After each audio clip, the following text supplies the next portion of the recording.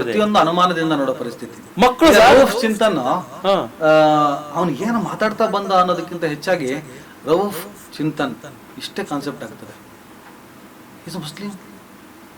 ಇದು ಮುಸ್ಲಿಂ ಅಂತೆ. ಒಂದು ವ್ಯಂಗ್ಯ ಚಿತ್ರ ಬಂತು ಸರ್, ನಿಮ್ಗೆ ಕಳಿಸ್ಕೊಡ್ತೇನೆ, ಬೇಕಾದ್ರೆ ಪ್ರದರ್ಶನ ಮಾಡಿ ಈ ಡೈಲಾಗ್ ಹೊಡಿ. ಭಾರತ ದೇಶ ಮಾತಾಡ್ತಾ ಇದೆ ಗ್ಯಾಸ್ ಇಲ್ಲ, IPL ಮಾತಾಡ್ತಾ ಇದೆ, ಯುದ್ಧ ಮಾತಾಡ್ತಾ ಇದೆ, ಕರ್ನಾಟಕ ರೌಫ್ ಚಿಂತನ್ ಮಾತಾಡ್ತಾ ಇದೆ ಅಂತ ಒಂದು ವ್ಯಂಗ್ಯ ಚಿತ್ರನೂ ಬಂದ್ಬಿಟ್ಟಿದೆ ಸರ್. ಈಗ ಅಷ್ಟು ಫೇಮಸ್ ಆಗ್ಬಿಟ್ಟಿದೆ. ಅಯ್ಯೋ, ನನಗೆ ನನ್ ಖುಷಿ ಅಂದ್ರೆ ಎಷ್ಟು ಖುಷಿ ಆಗಿದೆ. ನನಗೆ 2 ಕೆಟ್ಟ ಅನುಭವ ಆಯ್ತು ಇವತ್ತು ನನ್ನ ಲೈಫಲ್ಲಿ ಆಗಿಲ್ಲ. ಎಲ್ಲೊಂದ್ ಕಡೆ ಕಾರ್ಯಕ್ರಮ ಹೋಗ್ತಿದ್ದೆ, ಅಲ್ಲಿ ನನ್ಗೆ ಗುರುತಿಸಿದ್ರು, ಫೋಟೋ ತಗೊಳ್ಳೋದು, ಇನ್ನೊಂದು ಮಾಡೋದು, ಪ್ರೀತಿ ಮಾಡೋದು, ಮಾಡ್ತಾ ಇದ್ದೆ. ಇವತ್ತು ನನಗೆ ಇಲ್ಲಿ ಪಾರ್ಕಿಂಗ್ ಸಮಸ್ಯೆ ಇದೆ ಸಿಕ್ಕಾಪಟ್ಟೆ. ನಮ್ಮ ಈ ದಿನ ಎಲ್ಲ ಒಂದ್ಸಲ ಕಾರಲ್ಲಿ ಏನೋ ಮೀಟಿಂಗ್ ಬಂದ್ಬಿಟ್ಟು ಎಲ್ಲೋ ಪಾರ್ಕಿಂಗ್ ಸಿಗುತ್ತೆ, 1.5 ಗಂಟೆ ಬರೀ ಓಡಾಡಿ ಹಂಗೆ ಹೊರಟೋಗ್ಬಿಟ್ಟಿದೆ. ಅದಕ್ಕೆ ನಾನು ಮಾಡಿದೆ, ಸೈಲೆಂಟ್ ಆಗಿ ಆಟೋ ಹತ್ಕೊ ಬಂದೆ. ಒಂದು ಸಿಗ್ನಲ್ ಮತ್ತೆ ಒಂದು ಮೂಮೆಂಟ್ ಅಲ್ಲಿ ಗುಂಪುಗಳು ಹಿಂಗ್ ಅಂದ್ರು.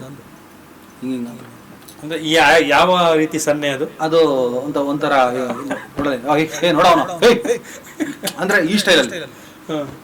ಒಂದ್ ಕಡೆ ವಿರೋಧಿಗಳು ನಿಮ್ಮ ಬೆಂಬಲಿಗರು ಗೊತ್ತಿಲ್ಲ, ಒಂದು ರೆಕಗ್ನೈಸ್ ಇರ್ಬೋದು. ಇಲ್ಲ ನಮಗೆ ಈಗ ಏನಾಗ್ಬಿಟ್ಟಿದೆ ಅಂದ್ರೆ ಚಿಂತನ್ ರೌಫ್ ಆಗಿರೋದ್ರಿಂದ ಕುಂಕುಮ ಹಾಕೊಂಡು ಕೈ ತೋರಿಸ್ತಾ ಅಂದ್ರೆ ಇವನ್ ಚೂಸ್ತಾನೆ ಅಂತ ಗೊತ್ತಿಲ್ಲ. ಆದ್ರೆ ಇವತ್ತು ನನಗೆ ಕುಂಕುಮ ಗೊತ್ತಿಲ್ಲ, ಏನೋ ಹಿಂದೂ ಅಂತಾರಲ್ಲ, ಅದೇ ಹೆಸರುಗಳು ಇವತ್ತು ನನಗೆ ನೀನ್ ಕರೆಕ್ಟ್ ಆಗಿದ್ಯಾ, ನಮ್ಗೆ ಗೊತ್ತಿದೆ, ಓ ಹೆಡ್ ನಿಂತವ್ರೆ ಅವರು. ಗೌರಿ ರಕ್ತಗಳು, ಲಂಕೇಶ್ ರಕ್ತಗಳು. ಆದರ್ಶ ನಿಮ್ಮ ಆದರ್ಶ ಯಾರು? ಲಂಕೇಶ್, ತೇಜಸ್ವಿ, ಬೆಳಗೆರೆ ಬಂಡತನ.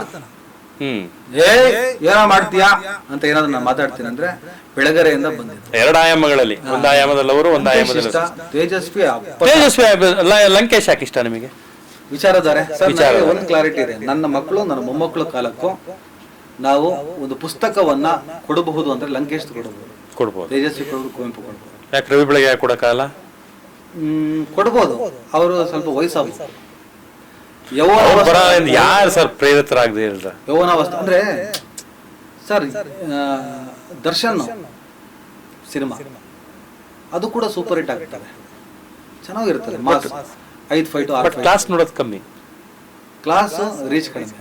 ರವಿ ಬೆಳಗೆರೆ ಮಾಸ್.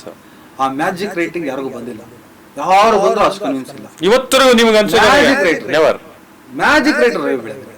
ಆದ್ರೆ ಸೈದ್ಧಾಂತಿಕತೆಯಲ್ಲಿ ಅವರಲ್ಲಿ ಯಾವ ನಿಲುವಿತ್ತು, ಹೋಗ್ಲಿ ಅವರ ಬರಹಗಳು ಎಲ್ಲಿವರೆಗೆ ನಾವು ತಗೊಂಡು ಹೋಗ್ಬೋದು. ವೈಚಾರಿಕವಾಗಿ ರವಿ ಬೆಳಗೆರೆ ಮತ್ತು ಲಂಕೇಶ್ ಅಕ್ಕಪಕ್ಕ ಇಟ್ರೆ ವೈಚಾರಿಕತೆಯಲ್ಲಿ ಬಹಳ ದೊಡ್ಡ ಮಟ್ಟಕ್ಕೆ ಲಂಕೇಶ್ ಹೋಗ್ತಾರೆ. ವೈಚಾರಿಕತೆ, ಬರವಣಿಗೆ ಮತ್ತೆ ನನಗೆ ರವಿ ಬೆಳಗೆರೆ ಒಂದ್ಸಲ ಮಾತಾಡ್ತಾ ಇರ್ತಾರೆ, ಸರ್ ಏನ್ ಸರ್ ಹಿಂಗ್ ಬರೀತೀರಿ ಅಂತ.